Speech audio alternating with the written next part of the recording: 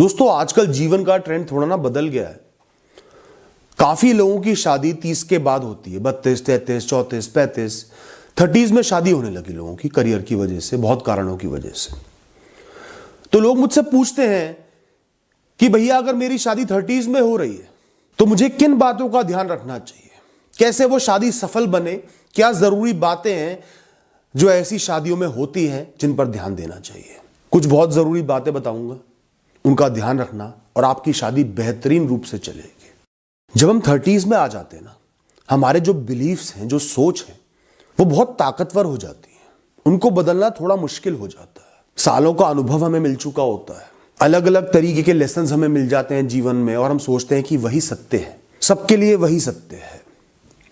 तो इस वजह से जब दो मैच्योर लोगों की शादी होती है जो 30s में होते हैं, उनमें डिसएग्रीमेंट ज्यादा होते हैं, कॉम्प्लेक्सिटीज थोड़ी सी ज्यादा होती हैं, क्योंकि दोनों के अपने अपने बिलीफ्स होते हैं। एक को लगता है कि कम से कम खर्चे में गुजारा चलाना चाहिए, पैसे का कोई भरोसा नहीं, एक सेकंड में कुछ बुरा हो जाएगा, नौकरी चली जाएगी, पैसा चले जाएगा।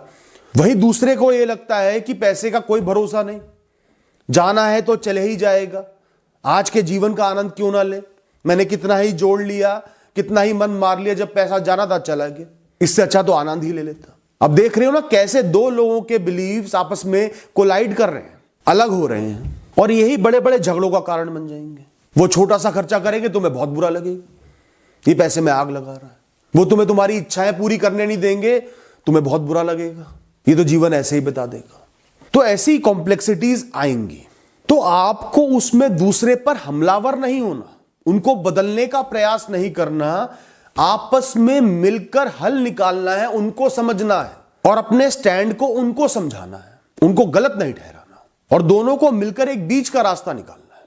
पूरी ना तुम्हारी चलेगी ना उनकी चलेगी। इस चीज में मैं खर्चा करूंगा, ये मेरे जीवन के लिए जरूरी है, इस चीज में मैं खर्चा नहीं करूंगा ताकि हम पैसा जोड़ पाए, हम इतना पैसा जरूर हर महीने जोड़ेंगे। इस तरीके से मिलके प्रेम से फैसले निकालो, इससे रिश्ता और मजबूत बनेगा।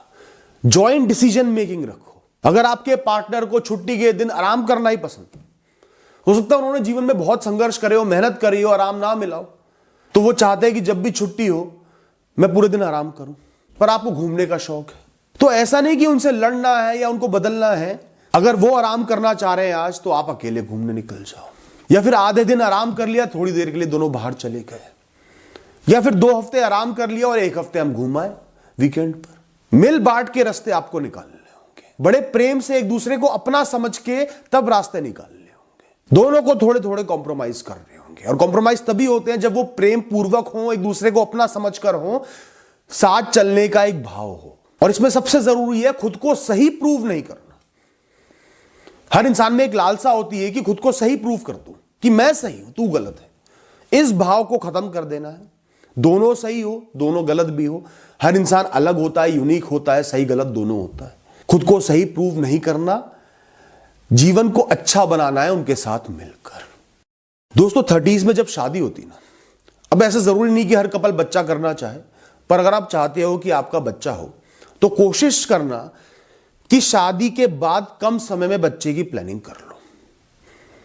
जैसे साल भर एक दूसरे को दिया, उसके बाद बच्चे की प्लानिंग आपको करनी है, क्योंकि 30s में आजकल थोड़े बहुत फर्टिलिटी इश्यूज आ जाते हैं। ये बात सबको पता है, आपको भी पता है, मुझे भी पता है। हम सब देख रहे हैं कितने IVF सेंटर्स खुलते जा रहे हैं। इन चीजों से घबराना नहीं है, डरना नहीं है कि बच्चा होगा नहीं होगा। बस एक प्लानिंग के साथ चलो कि थोड़ा सा समय एक दूसरे को देकर उसके बाद बच्चा प्लान कर लेना है, ताकि फर्टिलिटी इश्यूज बाद में ना आए। इसका मतलब यह नहीं है कि बच्चा पैदा करना ही शादी का मकसद है, बिल्कुल भी नहीं है। बच्चा गोद भी ले सकते हो, बिना बच्चे के भी लोग खुश रह सकते हैं। पर अगर बच्चा प्लान करना है तो बेटर सूनर देन लेटर, अगर आप 30s में हो। दोस्तों जो 20s होते हैं उसमें शादी में एक बहुत बड़ा अहम किरदार होता है आपके हार्मोन्स का, सेक्सुअल एक्साइटमेंट का। शायद इस वजह से कुछ लोग गलत फैसले भी ले लेते हैं, आकर्षण में भी फंस जाते हैं, और शायद इस वजह से लोग आपस में एडजस्ट भी कर लेते हैं, खासकर शुरुआती समय में। अब ये ना तो एक बहुत अच्छी चीज है ना एक बहुत बुरी चीज है, हर सिक्के के 2 पहलू होते हैं। पर जो आपके 30s होते हैं ना, वो मैच्योर्ड ईयर्स होते हैं। आपकी सोच, आपकी समझ शरीर से थोड़ी सी ऊपर उठ चुकी होती है, हार्मोन से थोड़ी सी ऊपर उठ चुकी होती है, आप थोड़े से समझदार बन चुके होते हो, भाव में नहीं बह चले जाते। तो अब आपको शादी में एक्साइटमेंट क्रिएट करनी है सही तरीकों से। वो ऑटोमेटिक क्रिएट नहीं हो रही, आपको सही तरीकों से क्रिएट करनी है, सही और बेहतर तरीकों से क्रिएट करनी है। आपको अब म्यूचुअल गोल्स बनाने हैं, long term goals, short term goals. Mutual hobbies बनाओ। आपको ट्रैवलिंग पसंद है, उनको भी घूमना फिरना पसंद है, तो आपस में गोल सेट करो कि हम यहां या पूरा देश कवर कर लेंगे इतने सालों में। हम साथ में करियर में प्रोग्रेस करेंगे, उस मकाम को छुएंगे, मिलकर पैसा जोड़ेंगे और अपना एक अच्छा सा घर बनाएंगे। हम दोनों मिलकर ये स्किल सेट सीखेंगे।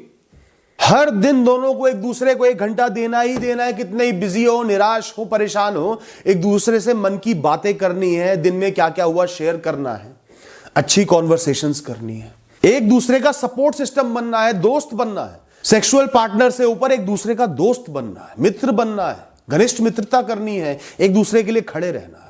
एक्साइटमेंट एक दूसरे के शरीर को देखने की नहीं होनी चाहिए, एक दूसरे की आंखों में देखने की होनी चाहिए, एक दूसरे की मुस्कुराहट को देखने की होनी चाहिए, उनकी प्रेजेंस की होनी चाहिए।